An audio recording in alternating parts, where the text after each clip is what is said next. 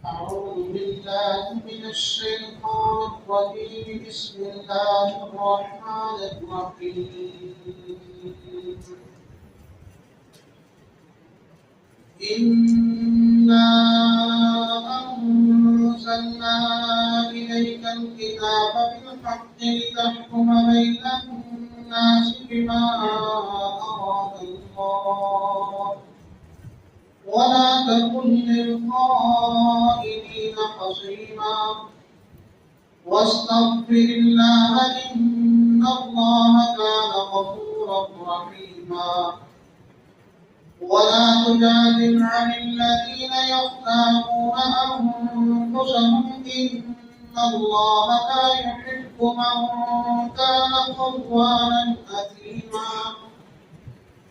يستخفون من الناس ولا يستخفون من الله وهو معهم إذ يبيتون ما لا يرضى من القول وكان الله بما يعملون محيطا ها أنتم هؤلاء جادلتم عنهم في الحياة الدنيا فمن يجادل الله عنهم يوم القيامة أم من يكون عليهم وكيلا ومن يعمل سوءا أو يظلم نفسه ثم يستغفر الله يجد الله غفورا رحيما ومن يكسب إثما فإنما يكسبه على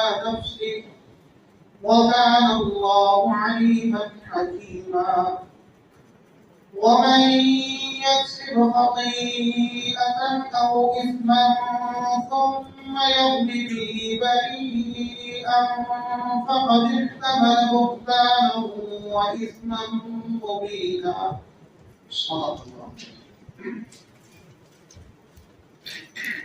إنا أنزلنا إليك الكتاب بالحق بے شک ہم نے اتاری ہے آپ کی طرف کتاب حق کے ساتھ لتحکم بین الناس تاکہ آپ فیصلہ کریں لوگوں کے درمیان بما اراک اللہ اس کے مطابق جو اللہ تعالیٰ نے آپ کو سکھایا ولا تکن للخائنین خصیما اور آپ نہ ہو جائے خیانت کرنے والوں کی طرف سے لڑنے والے واستغفر اللہ اور مغفرت طلب کیجیے اللہ تعالیٰ سے ان اللہ بے شک اللہ تعالیٰ کان غفور الرحیم مغفرت کرنے والا رحم کرنے والا ولا تجادل اور نہ جھگڑا کیجیے عن الذین ان لوگوں کی طرف سے یختانون انفسهم جو خیانت کرتے ہیں اپنے نفسوں سے ان اللہ بے شک اللہ تعالیٰ لا یحب نہیں پسند کرتا من ایسے شخص کو کان خوانا جو خیانت کرنے والا ہے اثیما گنہگار ہے یستخفون من الناس وہ چھپتے ہیں لوگوں سے ولا یستخفون من اللہ اور نہیں چھپتے وہ اللہ سے وهو معهم اور وہ ان کے ساتھ ہے اذ یبیتون جب وہ رات کو مشورہ کرتے ہیں ما لا یرضون ایسا کہ نہیں پسند کرتے من القول اس بات کو اللہ تعالیٰ وکان اللہ اور اللہ تعالیٰ بما یعملون محیطا جو کچھ وہ کرتے ہیں اس کا احاطہ کیے ہوئے ہا انتم ہؤلاء تم ہو وہ لوگ جادلتم عنہم جو جھگڑا کرتے ہو ان سے فی الحیات دنیا کی زندگی کے بارے میں فمن یجادل اللہ عنہم پس جو شخص جھگڑا کرے گا اللہ تعالیٰ سے کون شخص ہے جو جھگڑا کرے گا ان کے بارے میں اللہ تعالیٰ سے جو عمل کرے ام من یکون علیہم وکیلا یہ کون ہے جو ان کا وکیل بنے ومن یعمل سوءا اور جو شخص برا عمل کرے گا او یظلم نفسہ یا ظلم کرے گا اپنے آپ پر ثم یستغفر اللہ پھر وہ اللہ تعالیٰ سے معافی مانگ لے گا یجد اللہ تو پائے گا وہ اللہ تعالیٰ کو غفورا مغفرت کرنے والا رحیم رحم کرنے والا ومن یکسب اثما جو شخص کمائے گا گناہ فإنما یکسبہ بے شک اس کا وہ کمانا अला नफ्सिही, उसी की जात पर हो। वकान अल्लाह, और अल्लाह ताला अलीमन, इल्म वाले हैं, हकीम, हिकमत वाले हैं। वमन यक्सिब खतीअतन, और जो शख्स कमाएगा गुनाह और बुराई और इस्मन या गुनाह, सुम्मा यक़्बी बिही, फिर वो जिम्मे में डाल देगा ऐसे आदमी के बरी जो उससे बरी है, फ़क़द इहतमला, तहकीक उठाया उसने बुहतानन, इल्ज़ाम को, व इस्मन मुबीना, और गुनाह। इन आयत में अल्लाह ताला ने मदीना तैयबा में रहने वाले एक मुनाफिक खानदान की कार्रवाई को जिक्र फरमाया है। तोमा नाम से मदीना तैयबा में एक खानदान था और उस खानदान में ज्यादातर लोग मुनाफिकीन थे जो जाहिर में कलमा पढ़ते और हकीकत में वो मुसलमान नहीं थे। और वो ये कि उनका एक बशीर नामी आदमी था। इस आदमी ने मदीना तैयबा में चोरी की और चोरी इस तरीके से की कि एक सहाबी हजरत रिफा रज़ियल्लाहु ताला अन्हु, वो ज़ईफ़ थे, बूढ़े थे और उनके मुंह में दांत नहीं थे। बेचारों को खाने पीने में दुश्वारी होती थी। घर वालों ने सोचा कि हम तो चलो खजूरे वगैरह भी खा लेते हैं, लेकिन ये बूढ़े हैं, दांत नहीं है, नहीं खा सकते। उनके लिए उस दौर में यमन से एक गोभी मेहंदी की मंगवाई, क्योंकि मदीना तैयबा में ये बेटी आइटम थी या वहाँ पे कम पाई जाती थी। उस दौर में वहाँ जौ की रोटी चलती थी, तो वो इनके लिए मेहंदी को खास किस्म का मंगवाया गया। मुफस्सिरीन ने लिखा है कि उसकी रोटी बिल्कुल रुई की तरह नरम की थी, वो खास किस्म का मैदा था, उसकी गोली उठाई गई। और मकसद ये था कि इनके लिए रोटी बन जाए करेगी, इनके दांत नहीं है, ये खा लिया करेंगे। अब इन्होंने वो मैदा जो मंगवाया था वो घर के बिल्कुल पिछले कमरे के अंदर रखा हुआ।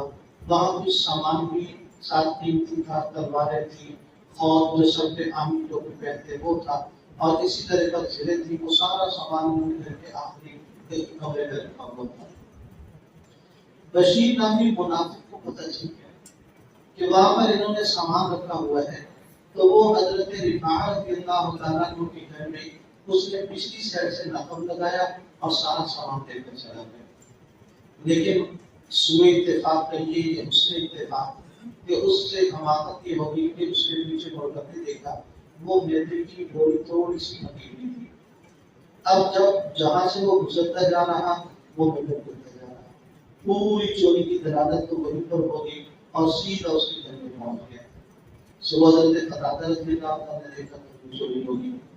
अब वो जब थोड़ा थोड़ा ऐसा पीछे के ज़ईफ़ आदमी थे, तो उसका जब शायद करीब होगा वहां तक गए तो कहते हैं निशाना।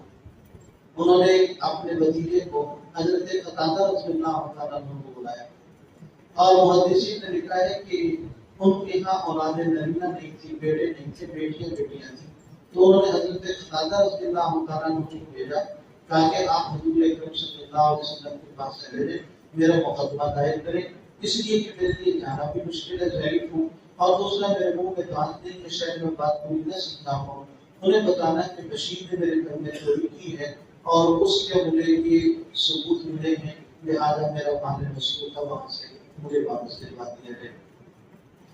और इधर मुनाफिकीन के इस खानदान को भी पता चल गया कि हमारी शिकायत पहुंच गई। इन्होंने रातों रात मीटिंग की, अगले दिन शिकायत पहुंची, अगली रात में मीटिंग होगी और बड़ी तरतीब मीटिंग इन्होंने की। उसमें इन्होंने कहा कि देखो बात ये है कि बंदा तो हमारा चोर है, इसमें शक नहीं है, लेकिन अब खानदान की इज्जत का मसला है और ये चोरियां की इसका गुजारने औकात था, बिल्कुल बेकार आदमी, यानी रोजगार पर नहीं था, जिसे हर हराम कहते कर पड़ा रहता। और जब चोरी करके चंद दिन चूल्हा करता रहा, जब चोरी का बात खत्म हो गया तो चोरी का प्रोग्राम बना दिया। और ऐसा आदमी नौजवान बेरोजगार, हदीस पाक के अंदर आता है हुजूर अकरम सल्लल्लाहु अलैहि वसल्लम ने इरशाद फरमाया अल्लाह ताला को इंतहाई नापसंद है। इन्नल्लाह युहिब्बुश शाब अल फारिक अस-सईद, अल्लाह ताला ऐसे नौजवान से बहुत नफरत करते हैं जो तंदुरुस्त हो, नौजवान हो और फिर भी बेरोजगार होता है। अल्लाह ताला को ऐसा बंदा पसंद नहीं है।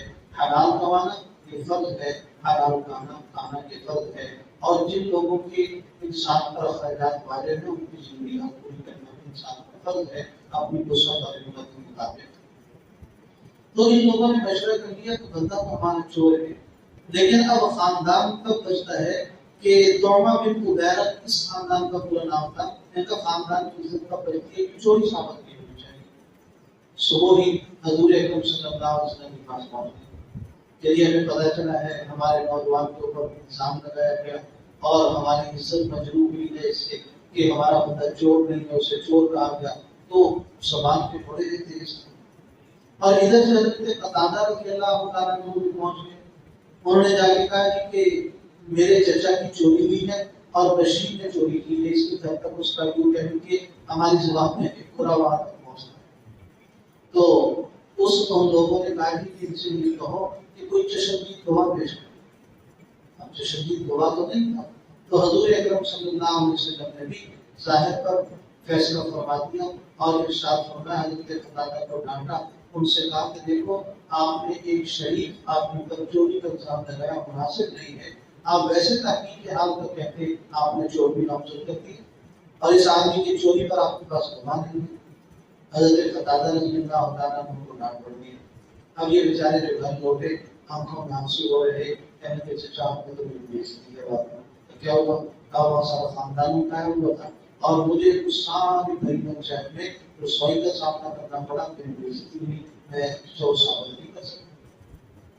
چچا کہنے لگے کہ آپ اطمینان رکھیں، پریشان نہ ہوں، ظاہر چوری میری ہوئی ہے اور میں دیکھ کر آیا ہوں کہ وہ میرا اس کے گھر تک جا رہا ہے، اللہ تعالیٰ انشاءاللہ ہمارے ساتھ خیر کا معاملہ فرمائیں گے، تو وہ اپنی زبان کی تیزی کی وجہ سے، چرم لسانی کی وجہ سے تکلیف ہے، تو اللہ تعالیٰ ضرور حق کو حق اور باطل کا بتنا ظاہر فرما دیں گے۔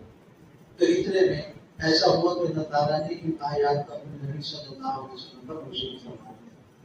فَمَا إِنَّا أَنزَلْنَا إِلَيْكَ الْكِتَابَ بِالْحَقِّ، اے نبی آپ کی طرف یہ کتاب حق بھیجی ہے، لِتَحْكُمَ بَيْنَ النَّاسِ، کہ آپ لوگوں کے درمیان فیصلے کریں، بما اراد اللہ، اس کے مطابق جو اللہ نے آپ کو دکھایا ہے، جو سکھایا ہے، دونوں طریقے سے لکھے گئے۔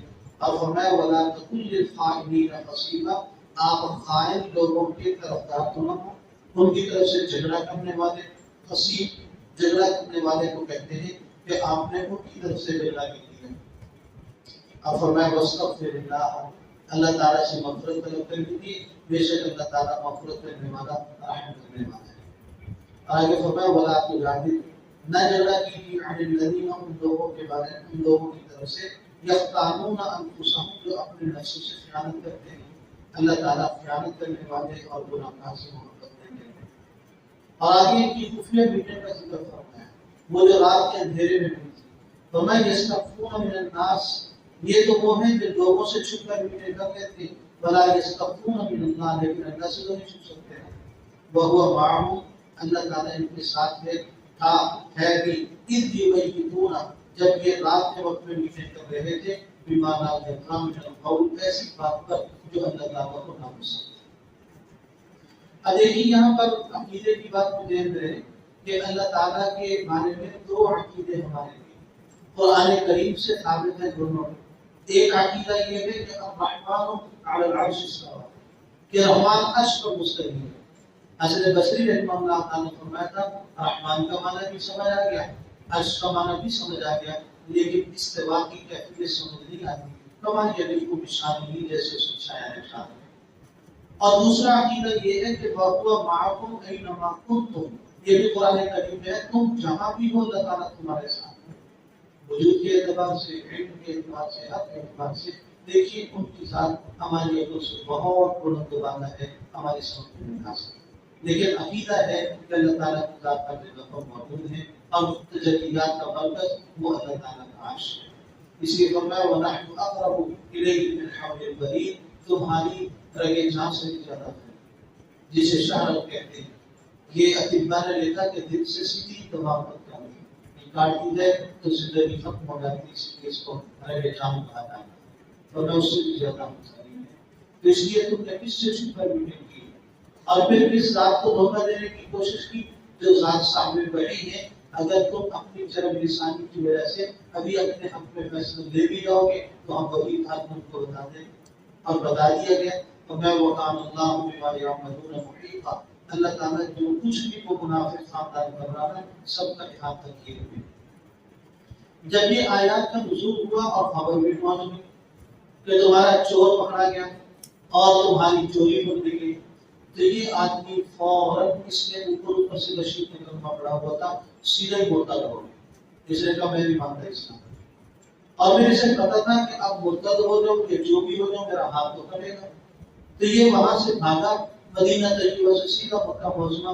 اس وقت تک مکہ دارالاسلام بھی بنا تھا، مکے میں اسلامی نظام نافذ نہیں ہوا تھا۔ وہاں ایک سلافہ نامی خاتون تھی، اس کے ساتھ اس کے کچھ معاملات چل رہے تھے، یہ تعلقات تھے نجائز قسم کے، اس کے یہاں پہنچ گئے۔ وہ بھی سمجھتی تھی کہ یہ آدمی بیکار ہے، مکٹوا کرنے کا تو کچھ نہیں ہے۔ اسے کہا دیکھو کیا رہنا رہ دو، لیکن کما کر لاؤ، خود بھی کھاؤ مجھے بھی کھلاؤ، میں تمہاری روٹی کا خرچہ نہیں کھا سکتا۔ اسے کہا ٹھیک ہے کما کر لاؤں گا، مکے میں پھر چوری کرنے کے لیے چل پڑا۔ اب جب وہاں کسی کے گھر میں رات کو نقب لگا رہا تھا، نقب لگانے کا مائن تھا، دیوار کھول لیتا تھا، دیوار کھول رہا تھا، وہی دیوار اس کے اوپر گری اور وہیں پہ ایک آدمی مر گیا۔ اور یہ جاتے ہوئے ایک شرارت بھی کر کے گیا تھا، اس کا اگلی آیت میں ذکر آ رہا ہے۔ تو اللہ تعالیٰ نے فرمایا ہاں تم ہؤلاء جادلتم، تم ہو وہ لوگ جو جھگڑا کرتے ہو فی الحیات دنیا، دنیا کی زندگی، دنیا کے ساتھ و سامان کے بارے میں۔ کیا جھگڑا ہے تمہارا؟ عنہم ان لوگوں کی طرف سے جنہوں نے چوری کر رکھی ہے۔ چلو دنیا میں جھگڑا کر لو، فمن یجادل اللہ عنہم، کون جھگڑا کرے گا اللہ تعالیٰ سے ان کے بارے میں قیامت کے دن؟ کون ان کا وکیل بن کر کھڑا ہوگا؟ تم اس وقت تک جھگڑا نہیں کر سکو گے۔ دنیا کا مقدمہ بظاہر جیت جاؤ جیت جاؤ، قیامت کے دن تو کوئی آدمی جھوٹا مقدمہ نہیں جیت سکے گا۔ میں ومن یعمل سوءا، جو آدمی برا عمل کر بیٹھا اور یظلم نفسہ، اپنے اوپر ظلم کر بیٹھا، پھر اللہ تعالیٰ سے معافی مانگ لے، اللہ غفور الرحیم ہے، مغفرت کر دیں گے، رحم فرما دیں گے، لیکن یوں ظلم اور گناہ کر کے اس سے انکاری ہو جانا یا دوسرے آدمی کے ساتھ ڈال دینا یہ ٹھیک نہیں۔ اس نے جانے سے پہلے ایک اور حرکت کی تھی، ان آیات کے نزول سے پہلے اس نے جب دیکھا کہ میرے اوپر شک پڑ گیا اور میرے گھر کی اگر تلاشی ہوئی تو مصروفہ مال برآمد ہو جائے گا، اس نے وہ پھر لہتے کی بوری اٹھائی اور اٹھا کے مدینہ طیبہ سے ذرا دور ایک یہودی کا گھر تھا، لبید اس کا نام تھا، اس کے پاس چلا۔ کہنے لگا کہ یہ خریدا ہے تو گھر میں تھوڑی دیر بطور امانت رکھ لو، وہ مجبوری ہے، جب ضرورت پڑے گی لے جائیں گے۔ اب اس نے سوچا کہ لبید کے گھر سے برآمد ہوگا، جو ضرورت ثابت ہو جائے گی، اور بلکہ اس امید ہی نہیں، جس نے کہا مسجد نبوی شریف سے کافی دور کر گئے، یہاں تک تو بات نہیں پہنچے گی۔ لیکن وہ جب لبید کے گھر تک بات پہنچ گئی، وہ بھی حضور اکرم صلی اللہ علیہ وسلم کے پاس آ گیا۔ اس نے آگے کہا کہ اس آدمی نے چوری کی ہے، اگر مال مسعود کا چاہتے ہو تو وہ مہینے کی بوری میرے گھر پڑی ہوئی ہے، یہ بطور امانت کیا ہوا ہے۔ پھر یہ آدمی وہاں سے بھاگا بھی، لیکن خاندان والے ایسے جیت کے ہوئے لڑے کھڑے ہوئے، کہنے لگے دیکھو کہ لبید نے چوری کی ہے، اس کے گھر میں وہ چوری کا میدہ پڑا ہوا ہے، وہ بوری پڑی ہے، ہمارے بندے کے اوپر الزام لگا رہا ہے، یہ اپنی چوری چھپانے کے لیے ہمارے بندے کے ساتھ چوری ڈال رہا ہے، ہمارا بندہ چور نہیں ہے۔ اللہ تعالیٰ نے تصدیق آخری آیت میں اس کو ذکر کیا اور میں ومیت سے خطیئۃ، جو آدمی خطا کرے یا گناہ کرے، ثم یرمی بہ، پھر اس کا الزام ایک ایسے آدمی پر لگا دے، بریئا جو کہ اس گناہ سے بری ہے، لبید پر انہوں نے الزام لگا دیا کہ چوری پوری کی ہے جو تیرے گھر میں ہوا ہے، تو میں فقد احتمل بہتانا، انہوں نے بہت بڑا الزام اٹھایا ہے، وإثما مبینا، اور بلند بلند گناہ اٹھایا ہے۔ اللہ تعالیٰ سے الحمد لله رب العالمين الرحمن الرحيم مالك يوم الدين اللهم صل على سيدنا ومولانا محمد وعلى آل سيدنا ومولانا محمد وبارك وسلم ربنا آتنا في الدنيا حسنة وفي الآخرة حسنة وقنا عذاب النار ربنا لا تزغ قلوبنا بعد إذ هديتنا وهب لنا من لدنك رحمة إنك أنت الوهاب واعف عنا واغفر لنا وارحمنا انت مولانا فانصرنا على القوم الكافرين اللهم اكرمنا في البلد والاحسان اللهم اجرنا من النار اللهم وفقنا لما تحب وترضى اللهم إنك عفو تحب العفو فاعف عنا. اللهم إنا ندعوك في نحورهم ونعوذ بك من شرورهم. اللهم اقض حاجاتنا. اللهم اشف مرضانا. اللهم اغفر موتانا.